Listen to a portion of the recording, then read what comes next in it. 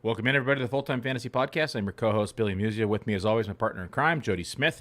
Today, we're going to run through the divisional matchups in playoffs, talk about some of our favorite lines, maybe pick some upsets, and walk through these games and let's just discuss them, Jody. How you doing today, man? Oh, doing all right. We were talking a minute ago. We had a freeze a few weeks ago here in the Houston area, and so pretty much everything in my yard is dead. And because it's been the football season for months, I have neglected my whole backyard. So it was really overgrown. So the freeze was kind of good in the sense of it killed all that stuff, but now I'm having to trim stuff back, and I have this bougainville vine that went crazy, and the thorns were everywhere, and it tore me up. Something pretty good today. Well, let's run through these games. We got ourselves, 4 games this weekend, 2 on Saturday, 2 on Sunday. First game up we have is Saturday at 1:30 my time, so it's at 4:30 Eastern time. Jacksonville Jaguars versus the Kansas City Chiefs. The line is set at KC minus 8.5. Over-under is 53, and there's a couple lines in here I really like, Jody, but if you were just going to take the spread, which side do you like here?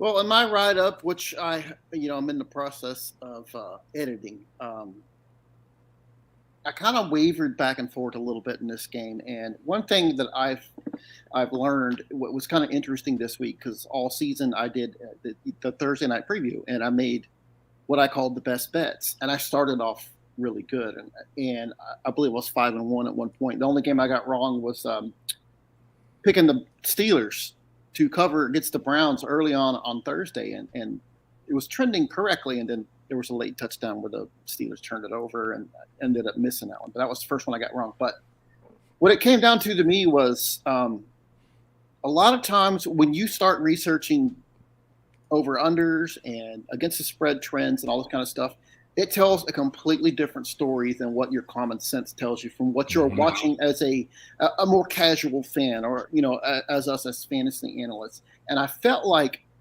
early on the season I started off really hot, getting 5 of the first 6 correct, and I was still using just common sense, because early on in that number you don't want to read too much into betting trends from the past and whatnot. You only want to use relevant data for this season.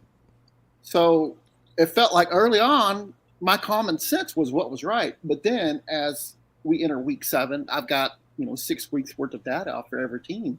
And, I started relying more on, what's the frequency that this team covers, what's the over-unders and all that. And it felt like that's where I started going cold, was using the actual raw data and relying less on what my eyes told me. So I think my point is, especially when you're making legitimate bets with money, you tend to rely a lot more on the actual data than you do what your common sense and eyes tell you. And bringing us back to this game, it feels like, this might be the week that the Jaguars turn back into a pumpkin, like the little run for them might be over, traveling to Kansas City to face a Chiefs team that's been in 4 straight AFC championship games. It's going to be a little cold. Now, weather won't be too much of a factor, but it feels like, without looking at trends and whatnot, my eyes tell me I don't see how the Jaguars can slow down Patrick Mahomes, and I don't see how they're going to be able to score enough points. So it feels like, if I had to pick, I would probably choose. Man, that's so. I probably would choose Kansas City, but I'm going to stay away from that. And what I'm actually going to target in this particular game is the under. When I was writing up my article, which will be published tomorrow, there's a lot of trends that kind of favor the under in this game. I think the Chiefs have won, 5 out of the last 6 straight up against Jacksonville, but they haven't covered all that much. And the under has hit in 4 of the last 5 games between these two teams, and the under has hit in 5 of the last 6 Kansas City home games, and it feels like in this situation where I have concerns if Jacksonville is going to be able to catch up in this game, and a lot of times, in particular, it's going to be a little chilly, and you have a Kansas City team that's coming off of a bye week. They could come out and be a little rusty in this game. So it's a pretty high over under at 53, 52 and a half, somewhere in that range. So 53 now. With my concern with Jacksonville being able to even be able to keep it close, that's why I'm trending on the under in this particular game. So it's interesting. Jacksonville has covered the spread in 7 of their last 10, while Kansas City has lost the spread in 7 of their last 10. So two different sided coins here. I actually like the Jaguars at plus 8.5, just because of those last trends as well. And we've seen what they've been able to do. I mean, the comeback victory last week. We saw Trevor Lawrence has kind of been on a hot streak as well. So I like the line at 8.5 for Jacksonville. Is there a particular line inside this game that you like? You talking about like maybe like a player prop? Yeah.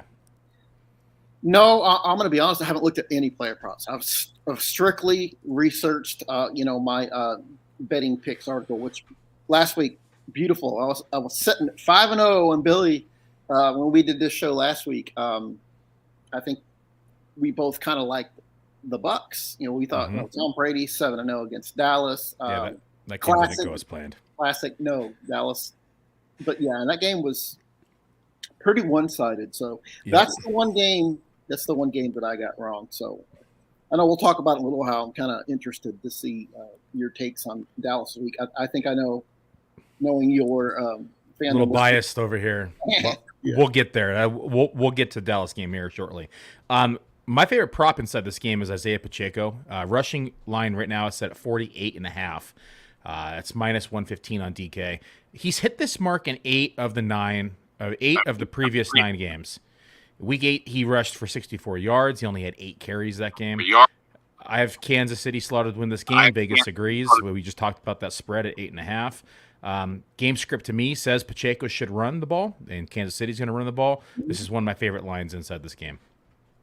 Yeah, I was about to say, like I said, I haven't looked at any of the player props, so this will all be news to me. But I was about to say, as soon as you said 48, I said that sounds like very reasonable, because he's been consistently getting over that. Now, I guess the monkey wrench in the plan could be how active is Clyde Edwards-Helaire going to be. That's the only kicker. That must be why his line seems so modest, because I guess they could go right back to Edwards-Helaire and give him a prominent role right from the jump. It wouldn't be a shock, but if I recall correctly, he pretty much got benched. They pretty much stopped using him entirely, and even announced that they were starting Pacheco. So that could go either way, but it seems like a pretty favorable game script, especially if Kansas City is working with a 2-touchdown lead in the second half, and all they're going to be doing probably is saving it for next week and grinding out the ground game. So it seems like a pretty reasonable play. Next game we have, the last Saturday game we have, is the Giants versus the Eagles. The line is set at 7.5. Eagles are the favorites, of course. Over/under is 48. Which side do you like here, Jody? Do you like Eagles minus 7.5, or do you like, and are you over/under on the score? I didn't really look at the over/under as much in this one, because I feel like, in my research of these 4 games, this is my favorite line of the week, and I'm taking the Giants with the 7.5. It feels like, to me, these teams are a lot closer than you think. Now, I know this is the 3rd time they've played in like a month. Now, the first time they played, the Eagles blew them out. Now, the second time, the Eagles won but didn't cover. That can be taken with a grain of salt, because at that point they were missing Jalen Hurts, and the Giants had nothing to play for in that game. So they rested the majority of their starters. But the Eagles have, this probably has a lot to do with the fact that Hurts has been out so much. But they've been a little cold against the spread recently. They've gone 1-4 against the spread in their last 5. Again, like I said, I know, with Hurts gone, but remember the Giants. So they were an NFL best 14-4 so far this season against the spread. They've been like I said, all season they were just recovering. In particular, close games and as dogs, they've lost what 5 straight against the Eagles, but they've covered 5 out of the last 6. What's some of the trends that I read? I'll have to pull my article up. Yeah, they've actually their last 10, they're 8-2 versus spread, and they're 5-0 in their last 5, actually counting playoffs. 1-1 versus Philly. Here's an interesting one. The Giants are 6-0 all time in against number 1 seeds since 1990. 6-0. Wow, that's a fun Pretty stat. interesting. Yeah, there's a prop in here that I like, and it's the carries for Saquon Barkley. Carries opened up at 15.5. He's crossed that line 9 of the last 18 games. It was particularly more towards the beginning of the year. I felt like they, didn't want him to get injured near the end. But that being said, I think that they're going to have to run the ball versus Philly if they want to beat them, because Philly, we all know, has that tough secondary. They were 8th best versus the wide receiver position. They're 11th best versus the tight end position. They're exploitable on the ground. They were the 18th ranked defense versus the run for the season. And we all know what Barkley's been able to do. He's probably the comeback player of the year. And you look at the line versus last week when they were 3-point dogs, and this line to me was not worth the move. They moved 3 full carries from being 3-point dogs to 7.5-point dogs. I don't think that's worth more than 3 full carries, and I think that I really like Barkley's 15.5 carry mark on this game. Oh, another interesting trend since I pulled up my article. The Giants have covered 10 of their last 11 playoff games as underdogs, and they've outright won 8 of those 9 as dogs. So this is a team, and this is going back to when they upset the Patriots and when they made those 2 Super Bowls that they seemingly came out of nowhere and made the appearances. Now I don't necessarily expect them to win this game outright. I guess I wouldn't be necessarily shocked, but I think that they're going to be able to hang in this game. I mean, again, at the top of the show, I said,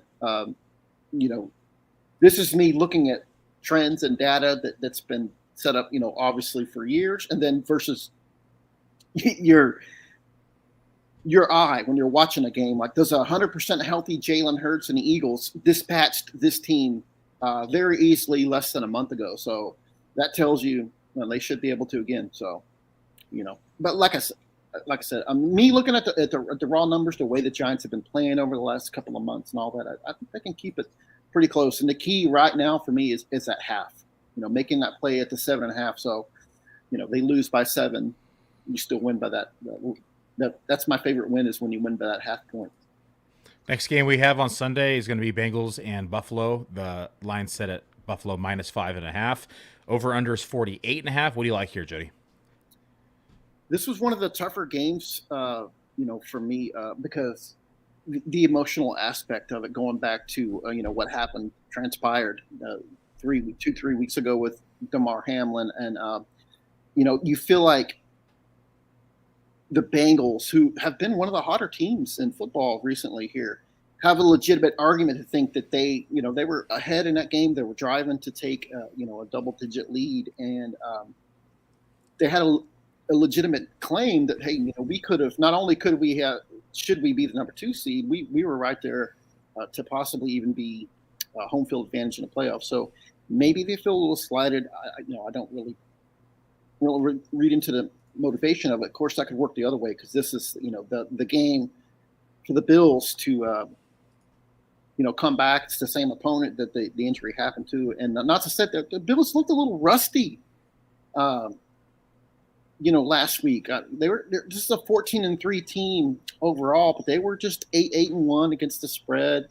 They were only 4-5 against the spread at home, so they've been kind of I guess middling against the home. So you gotta feel like they want to get over last week's all those turnovers. That game felt like it was dangerously close for a while. So yeah, Bengals are 7-2-1 versus the spread in their last 10.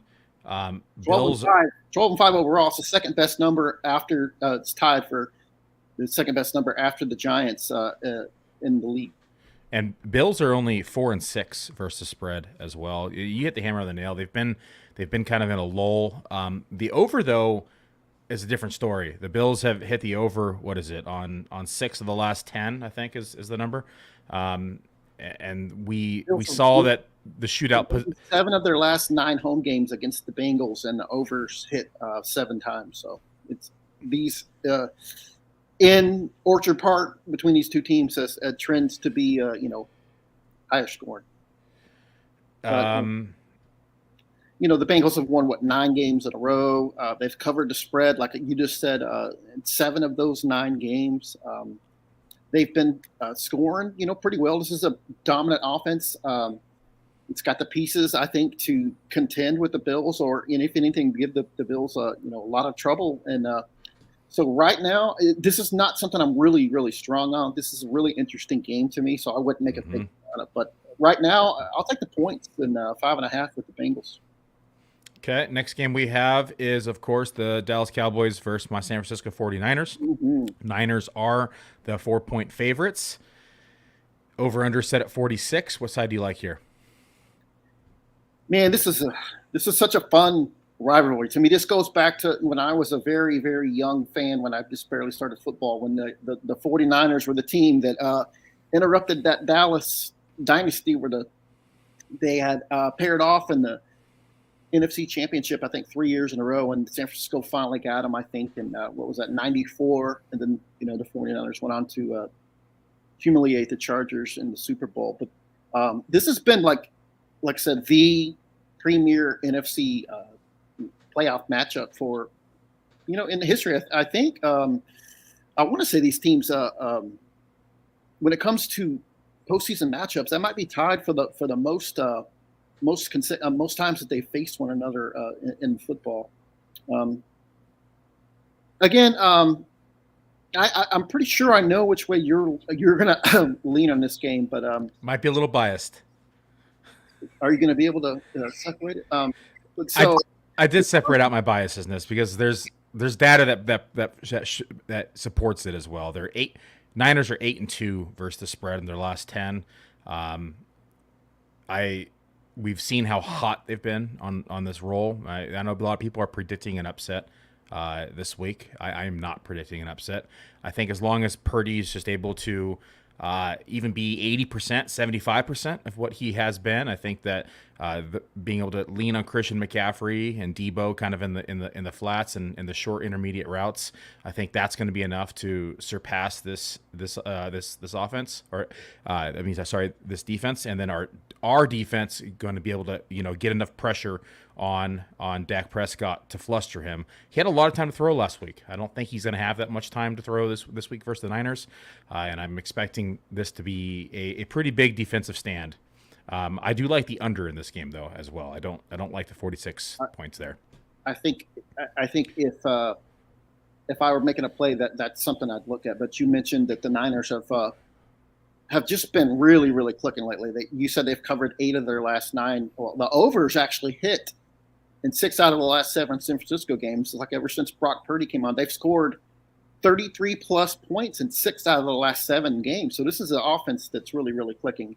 To me, these teams are, they both can run the ball. They both can pass the ball. And as much as San Francisco has the number 1 defense in the league, they can be vulnerable against the pass. They gave up the 5th most fantasy points to wide receivers. I understand we're talking about an NFL playoff game, not fantasy per se, but that shows that San Francisco has been a little vulnerable through the air, and the Cowboys have been an outstanding cover team on the road. I believe they're 13-5 against the spread in the last 2 seasons. I think they were 8-1 last year, 5-4 this year. But overall, they've been a pretty difficult out for teams when they host Dallas.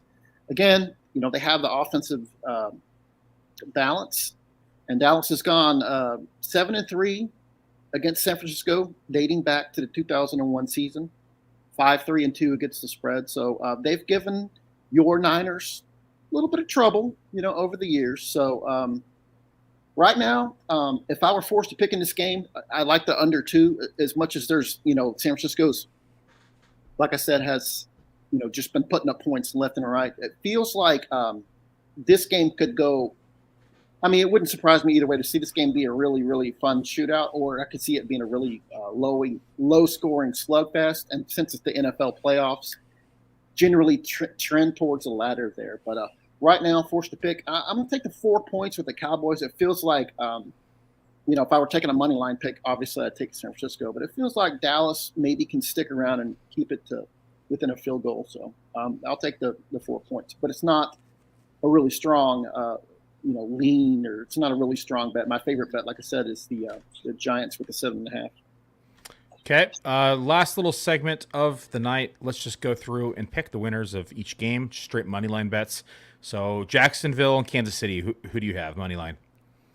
Well, I mean, obviously you're taking Kansas City here. I mean, I guess if I just don't, I can't really see a way that Jacksonville can win this game. That would be the biggest shock of the week for me, to see the Jaguars, who, like I said, feels like that pumpkin thing.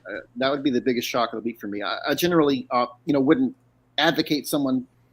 What is the money line for them? It's got to be like what minus 435 money line Kansas City. But if we were just taking let's just predict winners all the way down. We won't worry about the actual line. Let's just pick the winners of all the games. Well, Chiefs. Okay, Giants and Philly. I mean, I think the Giants can keep it really interesting, but I'm not going to pick against the Eagles. I am actually going to pick the Giants. I lied. I am going to use the line here. It's plus 290 on the Giants here. I like the juice. It's worth a stab. Like I said, I really like them to cover, so that's a pretty favorable line. I'd rather take a stab at that than the. So what's it for Philadelphia? Minus 350. Exactly. Yep. Yeah, I mean, money tells you go ahead and throw a nickel on the Giants here. Yeah, I actually think that out of all these games, I think the Giants have the best bet to upset. And you hit the hammer on the nail with all the statistics with the last, what was it, 10 years you said of playoffs? That was a fun line or a fun statistic. And you look at the spreads that we talked about earlier. I think the Giants have a chance here. So Eagles have just not looked right, and Hurts doesn't look right now. I think they're a little cold. They're coming off a little bit of a lull. So I'm not crazy about the Eagles. It remains to be seen how healthy he is. They're saying he's close to 100%. So I guess we'll find out Sunday, or is it Saturday? Saturday. We'll find out Saturday. How about Bengals and Buffalo? Money line, which side you like? Yeah, I think the whole country, all of us almost all rooting for the Bills. But to be honest, I think I'd have to take a stab at the Bengals here. Yeah, it's funny because the money line actually is 215 to the Bengals plus. So Bills are minus 255. That one's an overreaction to Buffalo looking a little discombobulated last week, or maybe it's the emotional impact of the game. But we're talking about a red hot Bengals team, and they are the defending AFC champ. So if they use that motivation, thinking we shouldn't be on the road in this game, we should be home. Like I said, I'm rooting for the Bills, but my money's going to tell me I'm going to take a stab at the defending champs here. So now, you don't think NFL scriptwriters have a different plan with the DeMar Hamlin? They're gonna go that route.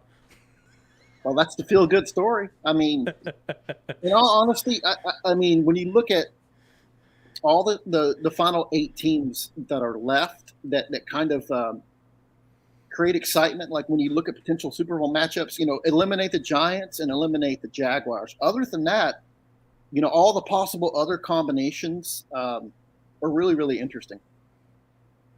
I mean, You see the Bills in the Super Bowl. That's fun. I mean, they're hard luck teams. Back in my day, Billy, probably before you were born, they lost 4 straight Super Bowls. So it'd be fun to see them get back.